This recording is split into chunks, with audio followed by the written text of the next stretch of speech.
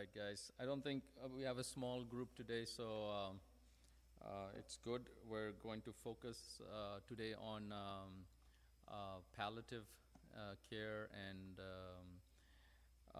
there's always some confusion on this stuff, and it's basically improving your quality of life when you come to a point in your life where things, it's not something always meant to be in regards to your illness. So I was very happy to have Julia Pavlovich here with us today.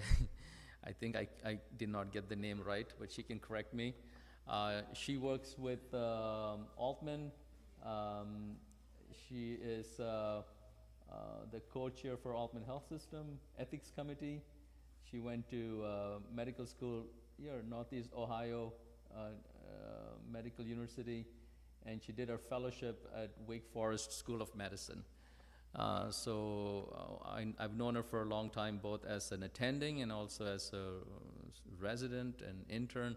So we're happy she's here, and I'll let her talk to you about palliative care.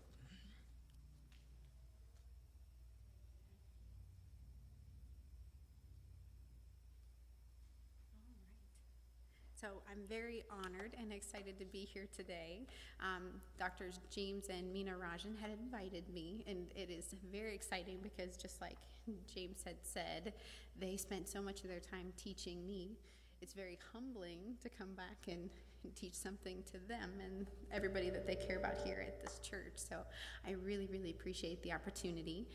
Although some of my talk is going to be about palliative care and hospice, I also thought this was a really great opportunity to introduce advanced directives to everyone here. You are probably told on a regular basis how amazing you are, and you feel very loved and appreciated by your church family.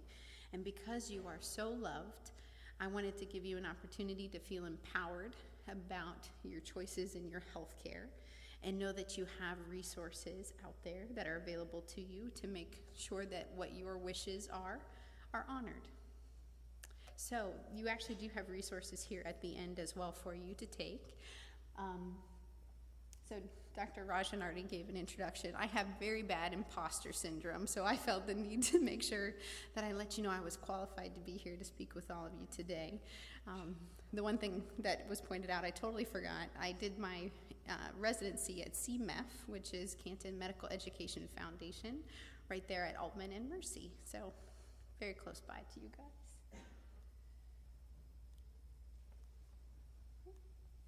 There we go. So what is an advance directive? Advance directives are legal documents. They are a form that you fill out. A lot of people are under the impression that this has to be done with a lawyer. It does not. The state of Ohio actually provides you access to these forms. They can be filled out with a lawyer if you'd like. They can be witnessed or they can be notarized. You can get those notarized at a lawyer's office or for free at your bank if you'd like. So we actually have copies of those here for you guys to have if you'd like. These advance directives are important because they actually provide instructions about the kind of care that you want to receive from your providers. And they let us know what these wishes are ahead of time, especially if you get to a place where you're so sick that you can't communicate to us in that moment what is important to you. And a lot of people are nervous when we talk about completing these forms, whether it be a healthcare power of attorney or a living will, because they worry that they will then lose the right to make decisions in the moment. It's important that you know that you are always the boss of yourself and what happens to you. These documents go into effect only when you cannot make your own decisions, whether you're confused, whether you've had a big injury, whether you're very sick. So you always make your own choices. These documents are available for when you're too sick to do that.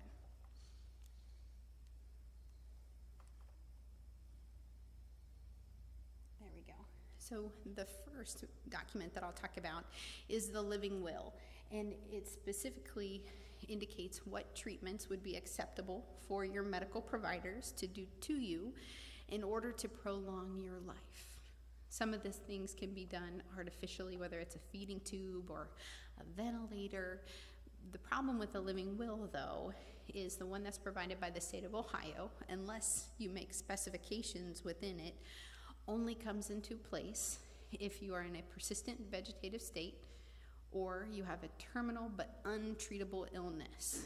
Most of our illnesses, even if they're terminal, meaning incurable, some of our cancers, some of our heart diseases, COPD, they don't have cures, but there are lots of medical advancements that have come along that can treat them, and they can help people live better, live longer. So it's very hard to fit in these two boxes. The definition for a permanently unconscious state is an irreversible condition in which the patient is permanently unaware of himself or herself and their surroundings. So this is not necessarily the same thing as a coma where people can wake up from, and it's very difficult to hit these definitions, as you might imagine, which is why I also encourage patients not only to complete these documents, but talk about them with their loved ones so that they can advocate for you and they are aware of your wishes too. Within the living will, they also usually include if you want to be an organ and tissue donator. For some people, that's very important. For some people, they do not want to, whether it's religious or other personal reasons. They would prefer not to donate their organs. And in order for these two specific situations, the permanently unconscious state or the terminal untreatable condition, that has to be agreed upon by two separate physicians as well. So again, very few circumstances would people actually meet the requirements for their living will to come into play. Your healthcare power of attorney is who you choose to be your voice, to give us instructions on your behalf when you are unable to do so yourself. A healthcare power of attorney is a very nice document to have, but for most people it's not a need to have, and I'll go into that in a minute. Sometimes a healthcare power of attorney is referred to also as the healthcare agent, the healthcare proxy, the healthcare surrogate, the representative. Patient healthcare attorney in fact is another one that we see, but the healthcare power of attorney is very different than a financial power of attorney. So when you look at those documents, it's very important to know which one you're filling out as well. If you fill out a financial power of attorney, it does not give that person the right to make medical decisions on your behalf if you become too sick. So when you fill out this document, you pick a person to make decisions on your behalf, again, only when you are not able to do so yourself. And there's also the ability to pick alternates, because what if something happens to the first person that you pick? What if they're in the car accident with you and then they're in the same position? So sometimes it's nice to have backups. The person that you choose as your healthcare agent is the person that makes decisions unless they're unwilling or unable to do so.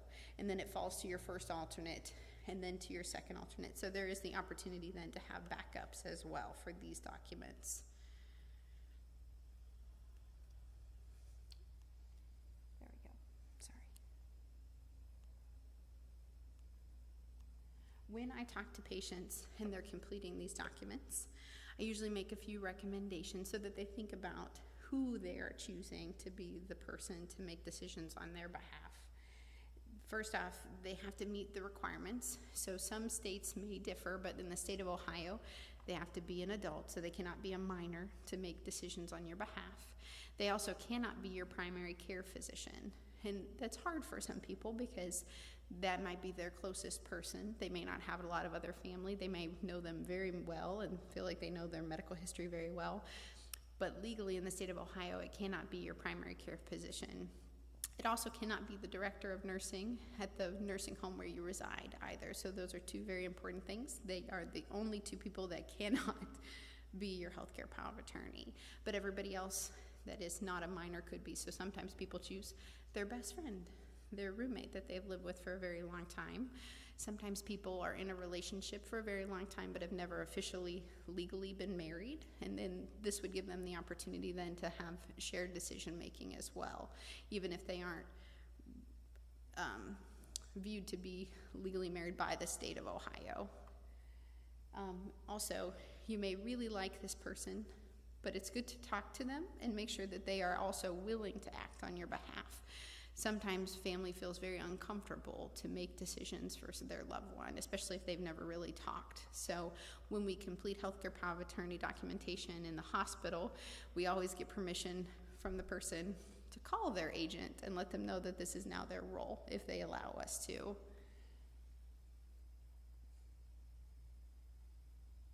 And then, of course, make sure that they're willing to honor your wishes and values.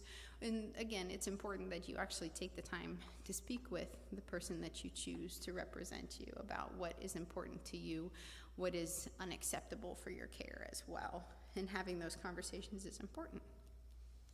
Now, I said a healthcare power of attorney is a nice to have, it's not a need to have.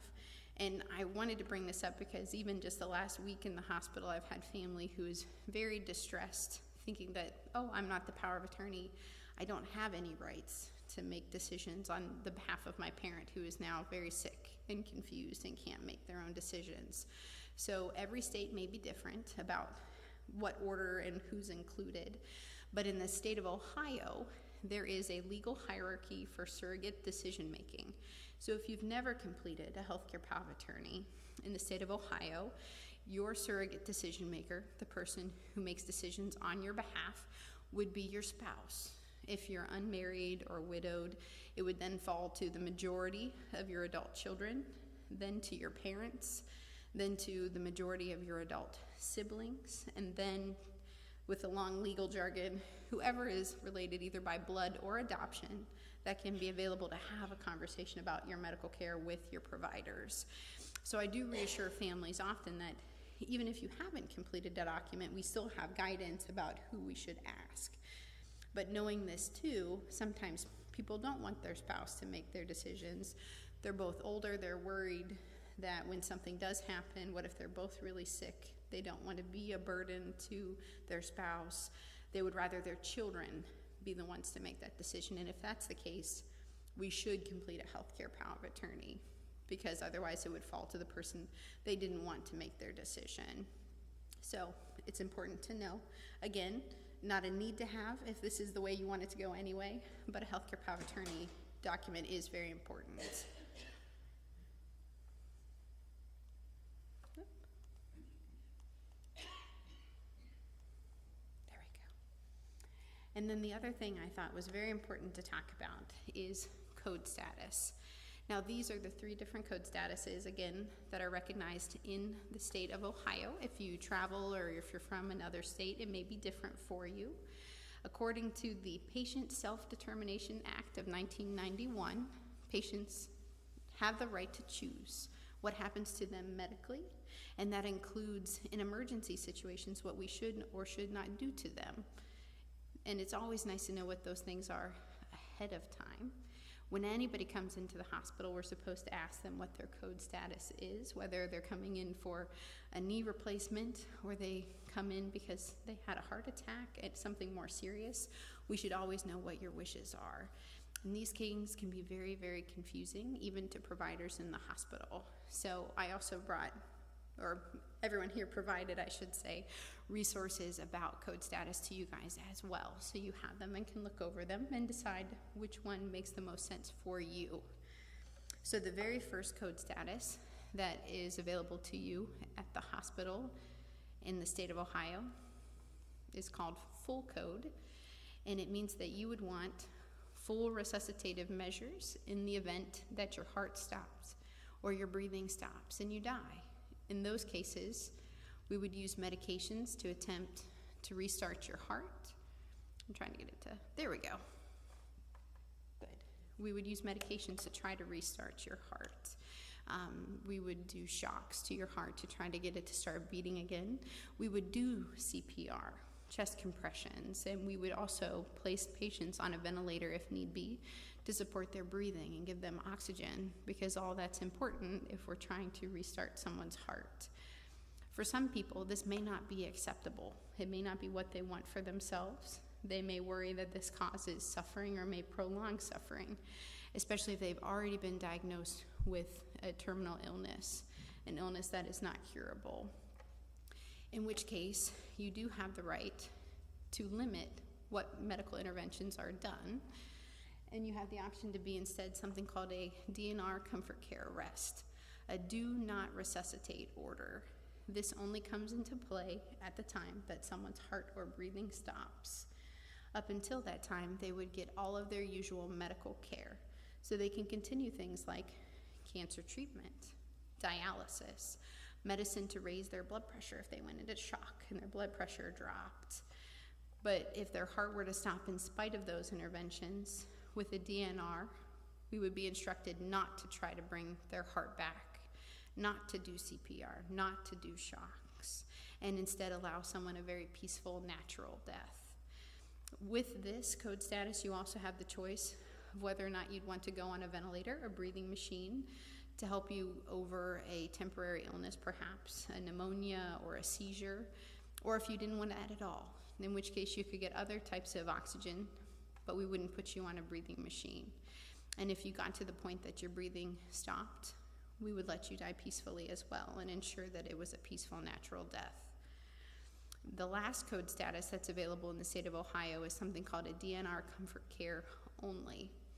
And the biggest difference with this and the comfort care arrest is that a comfort care only is typically what we use on patients who are in hospice, where we focus on comfort aggressively with medications, and we make an active choice not to do anything that prolongs life artificially, even before someone's heart stops.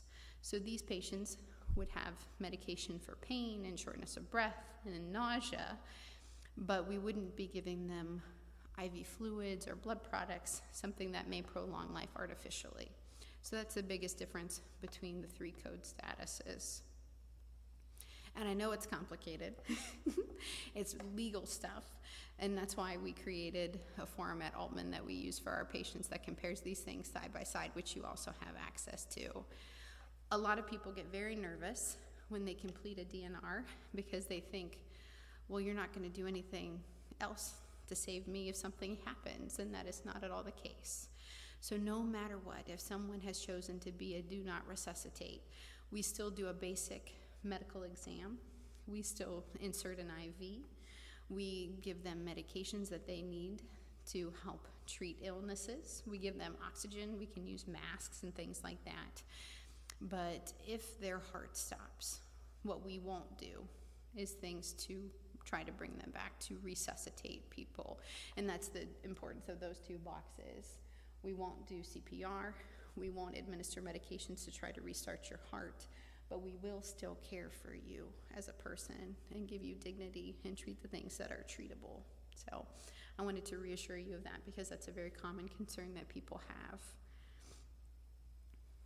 And that's actually at the bottom of the DNR form for the state of Ohio to make sure everyone is aware of what is available to them.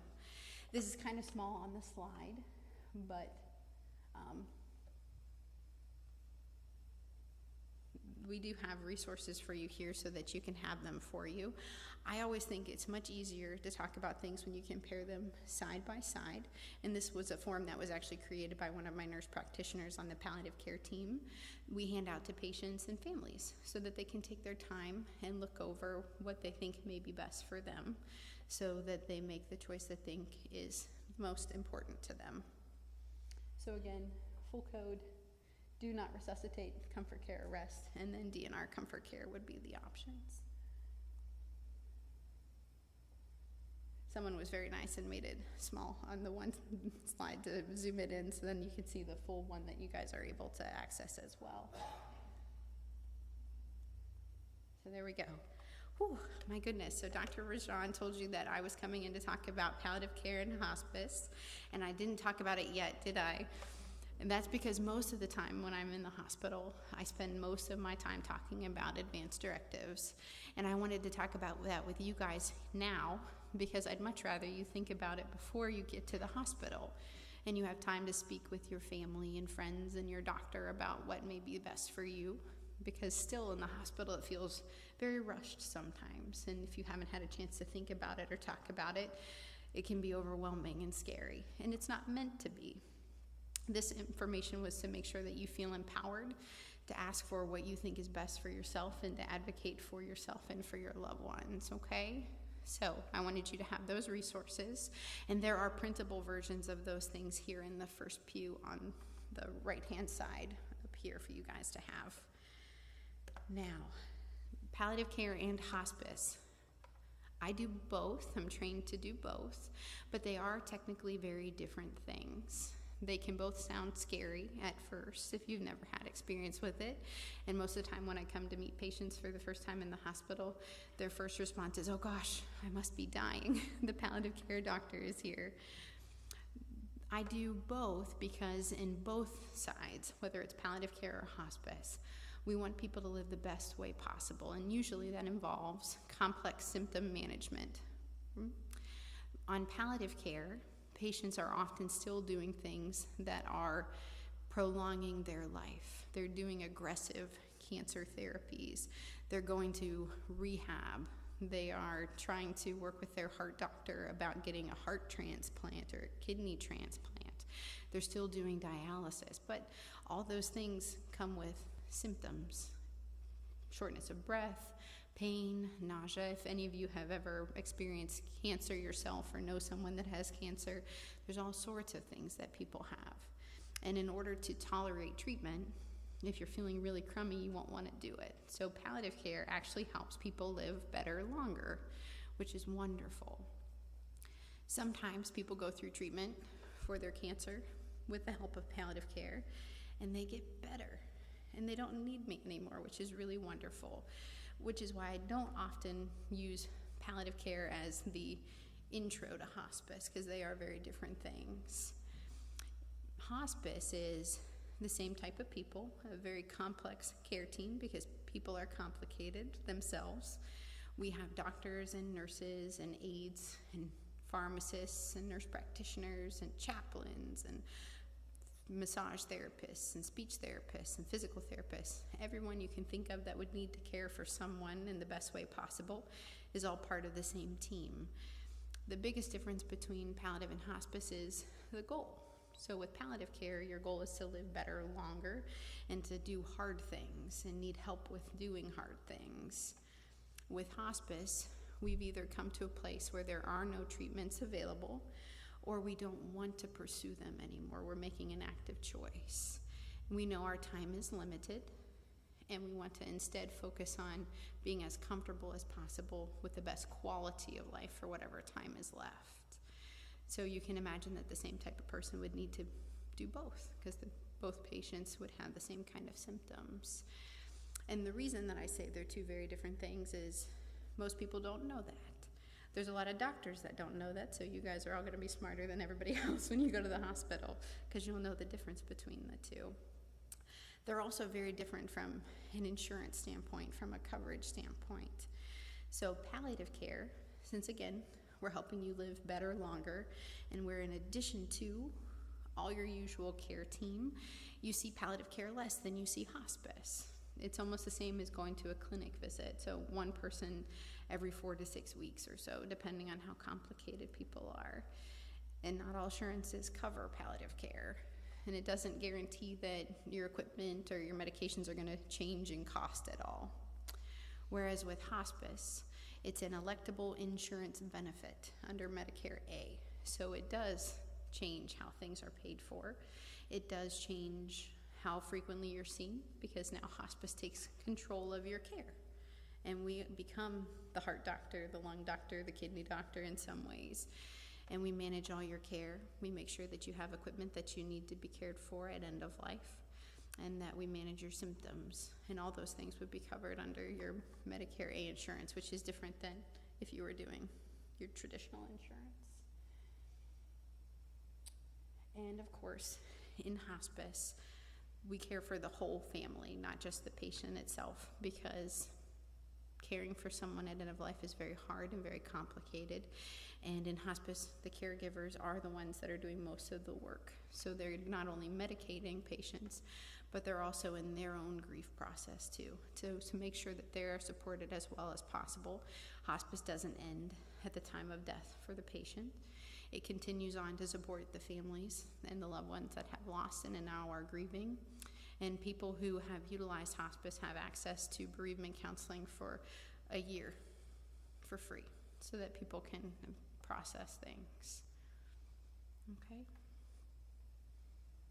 Good. So there is no test at the end. You don't have to be able to tell me the difference between palliative and hospice. But if you or a loved one encounter palliative or hospice in the future, I hope it's less scary for when that happens. All right.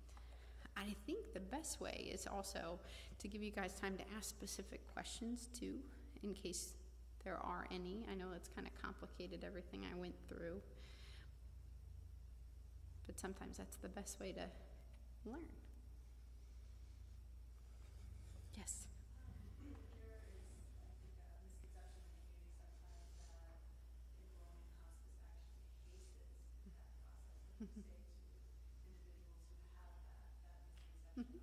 Yes, we do get that a lot. So the question was, how do you address the misconception that enrolling in hospice actually hastens death?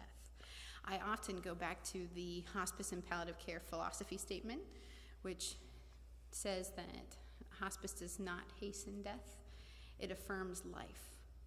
And I reassure them that unfortunately most people, when they do enter into hospice care, do so at the very end, because that is their choice and they're allowed. But people don't utilize hospice as long as they could. Most patients only live on hospice. An average length of stay is only 18 days, whereas they could have access to it for 6 months, even more. They also fear that the reason people die so quickly after they enroll in hospice is because of the medications that we use. And we have really good data that shows that appropriately dosed medicines do not hasten death. And in my experience, actually treating symptoms well, helping people live better, helps them live longer because they're not in distress. And you can't live well if you're short of breath all the time or if you're in pain all the time.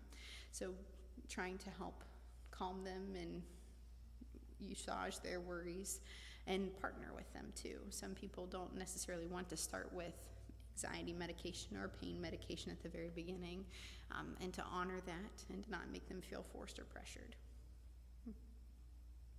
Yes, ma'am.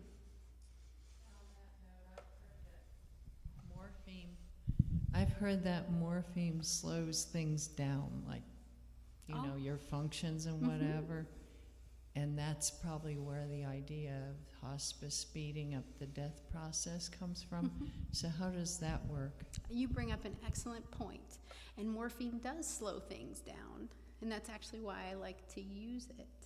When people are in a lot of distress from breathing, and you've probably all experienced this at some point or another, you breathe really fast and you can't calm down and you can't catch your breath. Oh my goodness, what a terrible place to be in. We use things like morphine to help slow things down so that people can finally take a nice, calm, deep breath. So it does slow things down. But again, when you use it appropriately, when you start with low doses, especially for people who are not used to that type of medicine, and you use it only when you need to, it's a very effective medicine to help people be comfortable. And I know that morphine is a bad word for most people because of that reason. And I think traditionally hospice has gotten a bad rap, maybe because it has been traditionally not used well. But my hope is by bringing education and bringing it to the forefront, people will be less scared, and that we can talk about it openly and honestly. Great question. Yeah, because I don't have a lot of experience with people dying, thank goodness, but it seems like once they start taking morphine, it's only days before they do die. And I didn't, I guess, know which is the cause and which is the effect. Yes, it's very difficult. And I think part of that too is people wait until the last minute to enroll in hospice when they are having very uncontrolled symptoms, when they would be using morphine more frequently. And then because we are using morphine more frequently to control the symptoms of someone who is actively dying, it is more of a question of the chicken or the egg. The worst part is people would die that way without morphine. We just don't want them to have to. And but it is hard then for loved ones once they see that to really be able to tease out the two. The best way is if people enroll in hospice much sooner and they live well, and then you only have to use those things right at the end.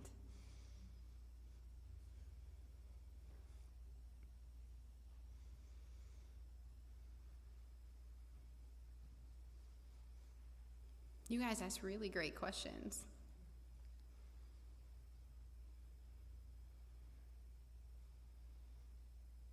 Oh, yeah.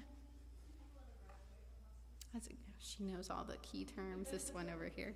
So yes, there are many ways actually that you can leave hospice. Again, hospice is an electable insurance benefit. So like all things that are insurance based, you have to have certain criteria to even be able to enroll, but then you also have certain criteria to be able to stay too. And I will be the first to admit that we doctors do not know everything. We are fallible, we make mistakes, and we can be wrong. And in hospice, sometimes that's a really cool thing, to be wrong, where people suddenly do well, and we no longer think that they have 6 months or less. My most common reason that this happens is we have a cute little old man whose wife died many years ago, and he lives all by himself, and he probably doesn't take his medicine the way he's supposed to, and he probably doesn't eat 3 meals a day because his wife made sure that he ate 3 meals a day. And he doesn't have a lot of friends left, so he doesn't socialize. And when he goes on hospice, we get him to a nursing home to make sure that he's cared for safely and has access to medical care around the clock, because he can't do that by himself. And now he's taking his medicine like he's supposed to, and he's getting 3 square meals a day, and he's made friends, and he's out playing cards, and wouldn't you know it, he's doing much better than he was when he was all alone. So sometimes people can do well on hospice, and if we no longer think they're dying, or they no longer think they're dying, they have absolutely the right to choose to leave hospice. That can either be done as a revocation when you choose to take yourself off, or it can be done by graduation, which was brought up. You graduate, you no longer meet the criteria, you are doing too well, you cannot stay on hospice. It does not happen frequently, but that's the most common reason that I see it. The revocation process is a choice. So again, I can't force you, and I would never want to force anyone to stay on something that they didn't agree with if it doesn't align with their goals anymore. So you always have the right to say, never mind, it's not for me. That happens a lot too when patients want to have the opportunity to do some aggressive treatments. A new cancer drug came out. Maybe that would work really well for me, and I want to have the opportunity to try it. Or I live very independently at home. I fell and I broke my hip. Gosh, would I really want a surgery and then be able to go to rehab and do aggressive rehab so that I can get my independence back and improve my quality of life? You certainly can do those things. You can revoke hospice, do your cancer treatment or do your surgery and rehab, and then come right back onto hospice later if it's best for you. So nothing has to be permanent if you don't want it to be.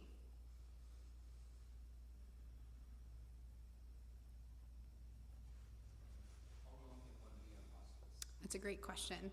So I already said I have to be in my best guess as a provider, and there's lots of good tools to use to determine, do I think someone has 6 months or less to live? And that's how you know you can enroll in hospice.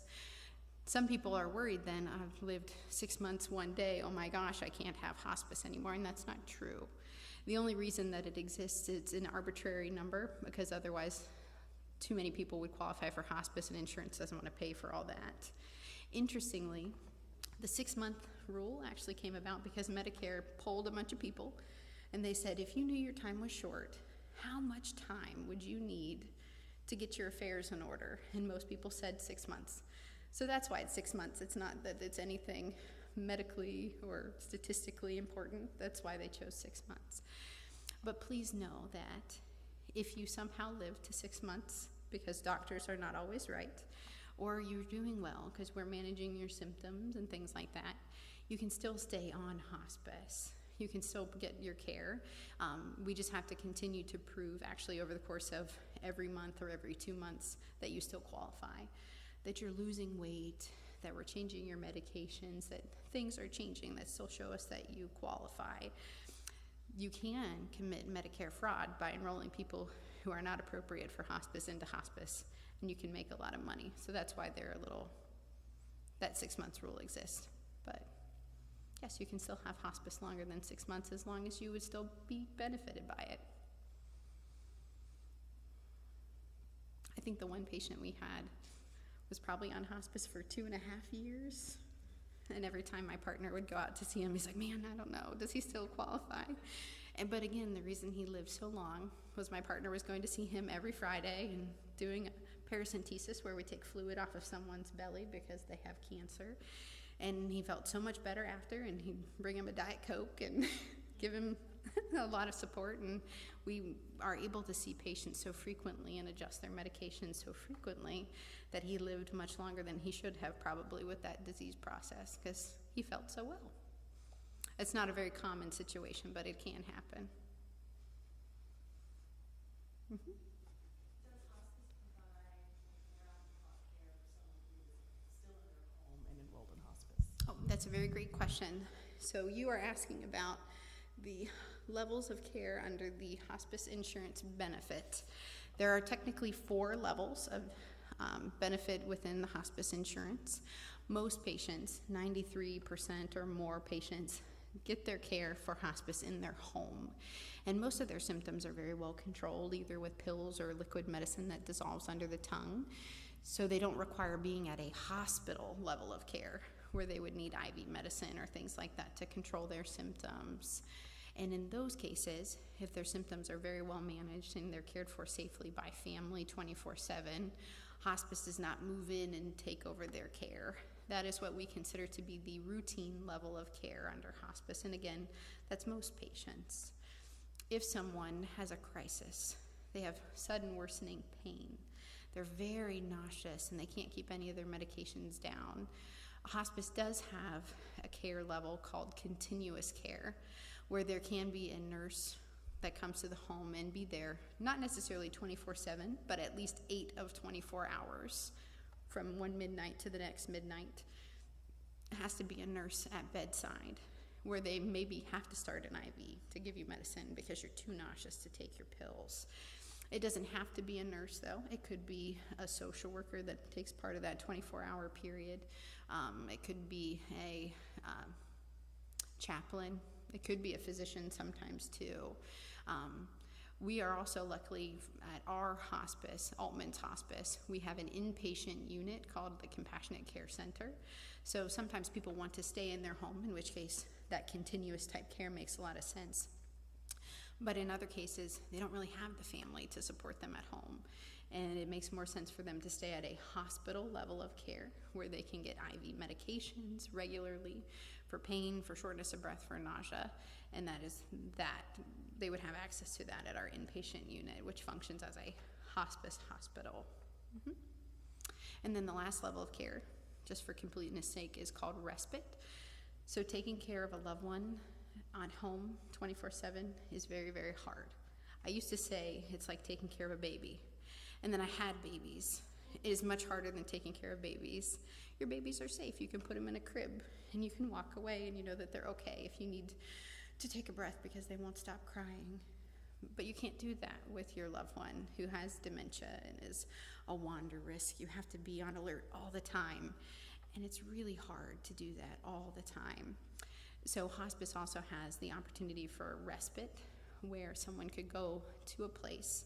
We often use our Compassionate Care Center just because we have control of it, but sometimes it's to a nursing home for up to 5 days, 7 days, where you can have someone go there, get their usual care, and their caregiver gets a break. You do not have to pay for room and board to go there. It's something that hospice will provide for you.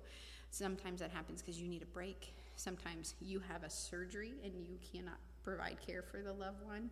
You have a wedding you need to go to out of town and you want to make sure that your loved one is cared for. So all that is possible under hospice with those different levels of care.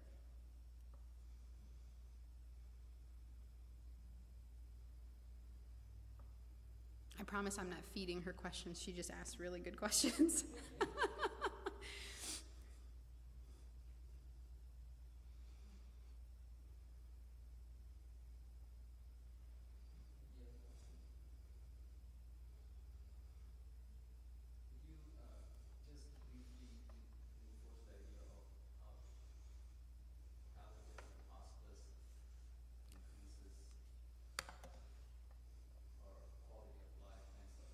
Oh, absolutely. So there are actually really great studies that were out there. I didn't put them on the slide because I thought you guys might find it very boring. But one of our most famous landmark studies is the Timmel study. And it was with patients who were diagnosed with end-stage lung cancer. And they were given the opportunity to have palliative care involved in their care at time of diagnosis. Otherwise, you've got your usual care, so there was nothing different about their care. It's just that they were able to enroll in with palliative care early on in their disease process. And patients who were allowed to enroll with palliative care at the beginning of their disease process lived as long as patients who were given first-line chemotherapy. They lived for months longer, and they lived better. They were giving ratings better on their symptom management scales, their depression, their anxiety scales. So it's our landmark study. We've tried to replicate it in other diseases like COPD and congestive heart failure. But of course, those started at Duke during the pandemic, so they were never finished, I don't think.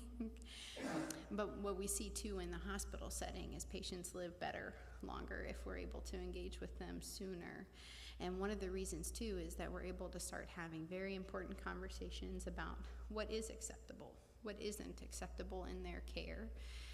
And even though patients are living better longer when they have palliative care introduced, they're still not utilizing ICUs at end of life. Most patients with palliative care don't die in the ICU.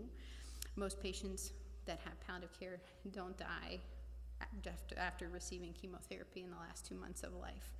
So it's not because they're getting really aggressive treatments that they're living longer. It's that they're getting really, really good symptom management and their quality of life is better. And they may be electing not to do more aggressive treatments that may be more harmful on their bodies at some point.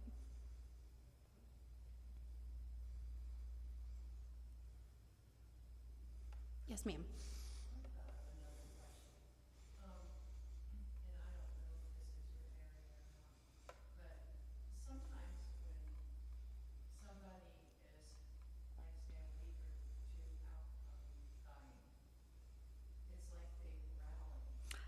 Mm-hmm. And then you think they're doing better, and then you hear a couple days later they died. Mm-hmm. What causes that up and down? You bring up an excellent point. So oftentimes when patients and families are enrolling in hospice, we actually go through what families should expect when their loved one is dying. Not only the changes that they should expect in their body, in their behavior, in their breathing, but also we touch base on that. In the biz, we call that the period of lucidity, and it's not uncommon where people are not really engaging and interactive and they're sleeping a lot, and then all of a sudden they're awake and they're cleaning their house and they're wanting to know when their family's coming over. And we warn people to know that that is usually right before there's a very rapid decline. People become very nervous. Oh gosh, what if I made a mistake? What if my loved one isn't actually dying? What if I'm not actually dying? I feel so good right now. We don't know why that happens medically. I'm assuming it has to do with chemical surges in the body that can give you a burst of energy, catecholamines, adrenergic surge, but it's also much more complicated than what the body can do because the spirit is also so powerful. We may never know why from a medical standpoint that actually happens. People are complex creatures, and we recognize that at end of life too. But we oftentimes prepare families that might be something that they see in their loved one, and not to be worried about it, not to be scared, not to question, and instead use that time to have the best quality time possible with the person that they love. Now, sometimes those rally periods are actually indications that someone is getting better, at which point they could graduate from hospice. But for most patients, it is just this burst of energy that people get right before the end. And instead of letting people be worried, we just encourage people to take advantage of those moments. Mm-hmm. Excellent. Excellent.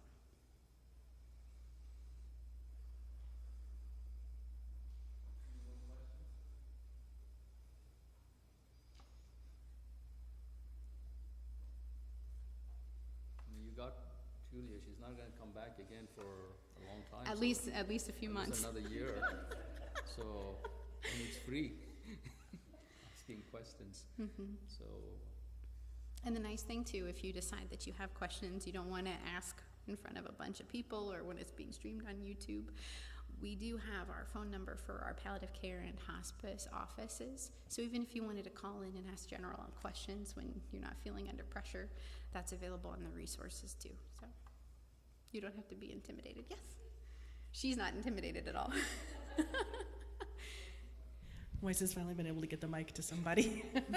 Are there diagnoses that qualify someone to enroll in hospice and diagnoses that don't qualify someone to enroll in hospice? So excellent. This actually, I hope it doesn't change a whole lot because we're seeing a lot of cuts for Medicare and Medicaid about what's being paid for and what's not.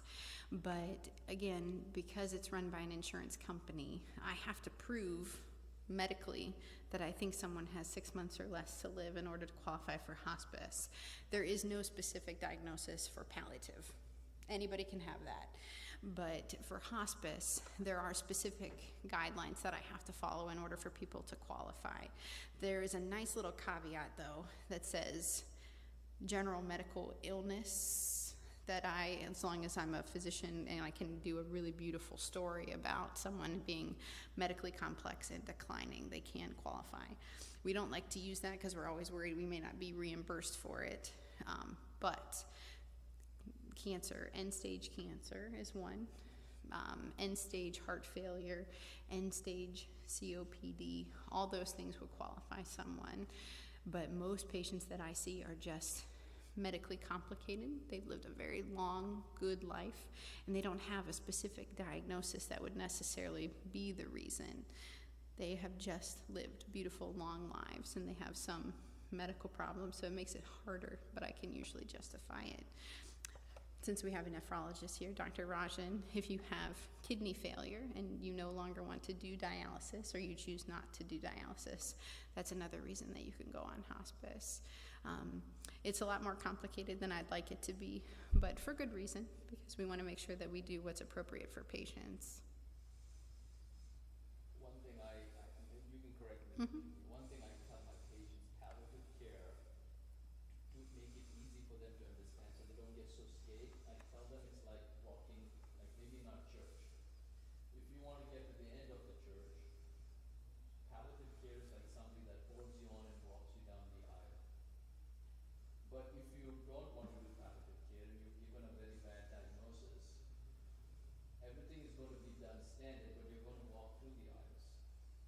You might not even reach the end. You might not make it to the end of the church. You might go 4 or 5 steps down this aisle and pass away. So palliative care to me is like a, how do you say that? Yeah, someone to help you along the Like a way. very good supportive that looks into what everybody's doing and kind of holds your arm and walks you down. Ultimately, the goal is that we're not going to live forever, but that journey is going to be so much more sweeter and beautiful, knowing that you have a very bad disease, and that they feel more reassured. And I think in the community center too, if you understand that, I feel when you make that decision, it's a very easy decision sometimes, but it's not that easy. Well, I appreciate you explaining it that way. I still am very scary when I go in to see people. I try not to be. But I'm a very, very scary person. Oh, I think he's bringing the mic to you so I can hear you. For somebody who's relatively healthy but declining in their older age, what are the alternatives to nursing homes? That's a really great question. So ultimately, that conversation should be what is safe and what is possible. So a lot of people want to be living as independently as possible because it's very important to them. That's so much of a part of who you are as a person and your quality of life, to have control of what happens in your life, to drive where you want to go, to live in your own home that you paid for. Some people have even built, it's a very important thing, right? But that conversation also comes down to, if your goal is to live in your home because you want to live there as long as possible, doing it all by yourself sometimes isn't the safest thing. For some people, it might involve having a physical therapist or an occupational therapist coming in and doing a survey at your home and saying you would benefit from these assistive devices, or remove the rugs out of your room so that you don't trip on them, and making sure that your home is navigated in the best way possible. That's the lowest level. Sometimes it's more complex because you're having difficulty with bathing yourself or managing your medications, in which point you may need to hire help in your home, whether that's a nurse or an aide from a company. Hired home health may be the way to go too. And you can have more and more help in your home up until the point that no longer makes sense. Sometimes hiring on a caregiver for so many hours becomes a lot more expensive than going to an independent or assisted living or even a nursing home. So those are ways to keep you independent, but it may be more costly at some point, which may be prohibitive to a lot of people to stay in their home if it's not safe.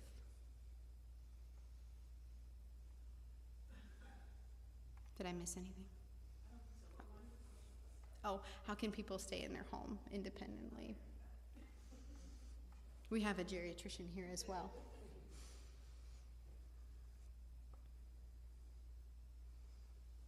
Okay, perfect. Well, thanks you guys again for having me. It was really an honor to be here. And you guys are so nice. I wasn't scared at all to be here. Thank you. Thank you for coming. Yes, of Really course. appreciate Thank you. this. Probably get you back again another time. Yes. You may have to wait a few months. Yeah. Oh no, I was happy she showed up today. I was not even sure whether she'll show up today, but she came. For people who can't see below the podium, I am in my last trimester. That's what he's referring to. We try to squeeze in before August, right? Yes, We before try to get August.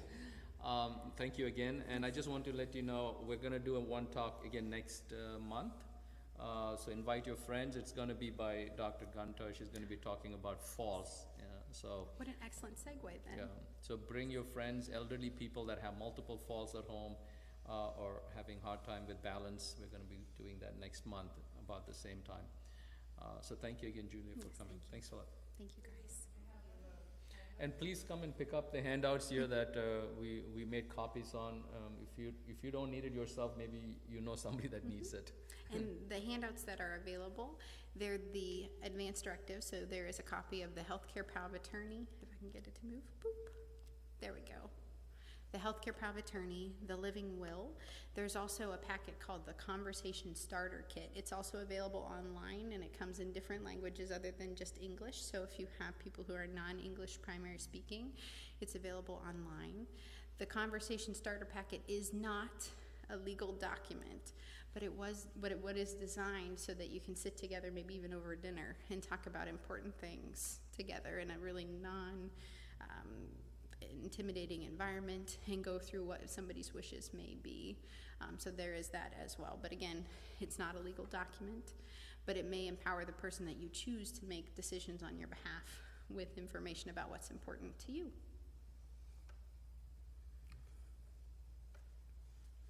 Thank you. Thank you.